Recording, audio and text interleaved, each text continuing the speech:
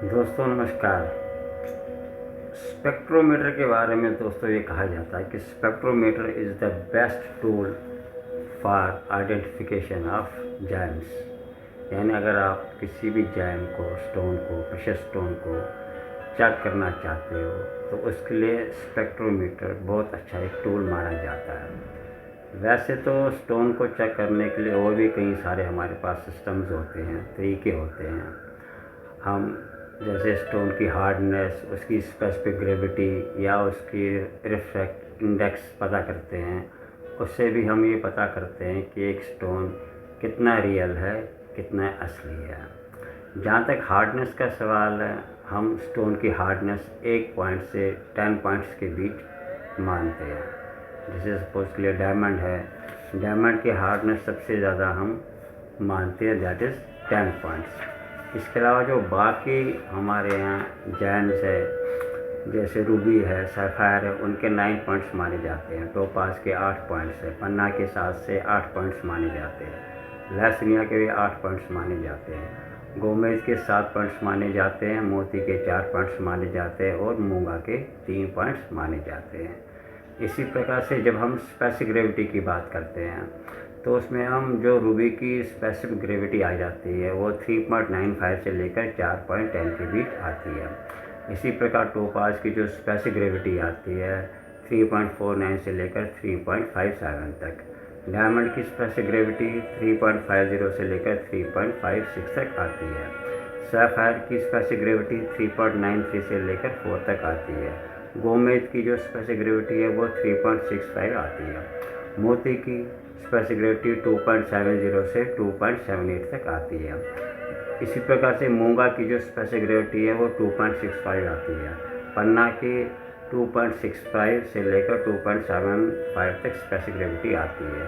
Cat है यानी लहसुनिया की 3.91 उसकी स्पेसिफिक ग्रेविटी आती है। इसके अलावा स्टोन को चेक करने के लिए हमारे पास एक और होता है एक सिस्टम जिसको हमारे यहाँ RI कहते हैं, रिफ्रैक्टिव इंडेक्स। हर स्टोन का अपना एक अलग से RI होता है। सपोज के लिए मूंगा है, मूंगा का जो RI है वो 1.48 से लेकर 1.65 तक है। इसी प्रकार से मोती का जो RI है, रिफ्रैक्टिव इंडेक्स, वो 1.52 से लेकर 1.69 तक होता है। पन्ना का जो है रिफ्रैक्टिव इंडेक्स वो 1.56 से लेकर 1.60 होता है। टोपाज का जो रिफ्रैक्टिव इंडेक्स होता है वो 1.60 से लेकर 1.64 तक होता है। इसी प्रकार से सैफायर का जो रिफ्रैक्टिव इंडेक्स होता है वो 1.76 से लेकर 1.77 तक होता है। रूबी का जो होता है वो 1.76 से लेकर 1.77 तक होता है। गोमेद का रिफ्रैक्टिव इंडेक्स 1.75 तक होता है। कैट है यानी लहसुनिया का जो रिफ्रैक्टिव इंडेक्स होता है वो 1.74 से लेकर 1.76 तक होता है। इसी प्रकार से डायमंड का जो रिफ्रैक्टिव इंडेक्स है वो 2.41 से लेकर 2.41 तक ही होता है। ये सारी चीज़ें हमें ये बतलाती है कि कोई भी स्टोन कितना रियल है, कितना असली है।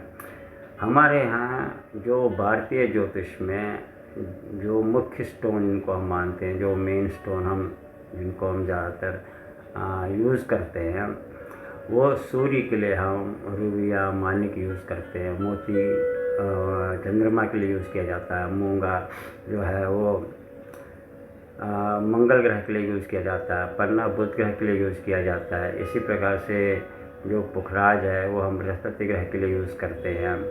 हीरा जो है वो हम शुक्र ग्रह के लिए यूज़ करते हैं। और नीलम जो है वो हम शनि ग्रह के लिए, गोमेद हम राहु ग्रह के लिए, और कैट आई जो है वो हम लहसुनिया जिसको हम कहते हैं वो हम केतु के लिए प्रयोग करते हैं। भारतीय ज्योतिष में इन रत्नों का एक बहुत बड़ा महत्व है।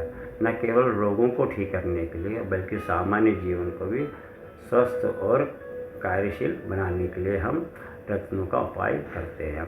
रत्नों की जो श्रृंखला है, अगर आप पुराने किताबों में, ग्रंथों में या एवं यहाँ तक ऋग्वेद में भी थोड़ा सा हमें रत्नों के बारे में विवरण मिलता है। इसलिए हमारे यहाँ हमेशा ये चेष्टा रहती है कि हम रत्न जो है वो शुद्ध से शुद्ध लाए, वो ओरिजिनल हो और वो बिल्कुल ठीक हो, उसमें कोई दोष ना हो। इसके लिए जो मैंने अभी आपको बताया, कई सारे हमारे यहाँ इसके मापदंड के यूनिट्स हैं, जैसे हार्डनेस स्टोन की, या उसकी स्पेसिफिसिटी या उसका डिफ्रैक्टिव इंडेक्स। इसके अलावा जो मैंने शुरू में आपको बताया, एक स्पेक्ट्रोमीटर भी होता है, जिसको सबसे बेस्ट टूल माना जाता है किसी भी स्टोन को आइडेंटिफाई करने के लिए। इतना छोटा सा वो इक्विपमेंट होता है। ये जो स्पेक्ट्रोमीटर होता है, ये एकदम से स्टोन के अंदर से उस कलर को दिखाता है जो कलर स्टोन बाहर इमिट करता है, यानी फेंकता है। और जो कलर वो ऑब्जर्व करता है, जिसको वो नहीं छोड़ता, वहाँ पर वो एक तरीके से ब्लैक कलर बैंड आपको नज़र आता है। दोस्तों, इसी के साथ मैं ये वीडियो समाप्त करता हूँ। मैं एस्ट्रो अश्विनी कौल। यदि आपको ये वीडियो पसंद आई हो तो इसको ज़रूर लाइक करें और इसको शेयर करें। धन्यवाद।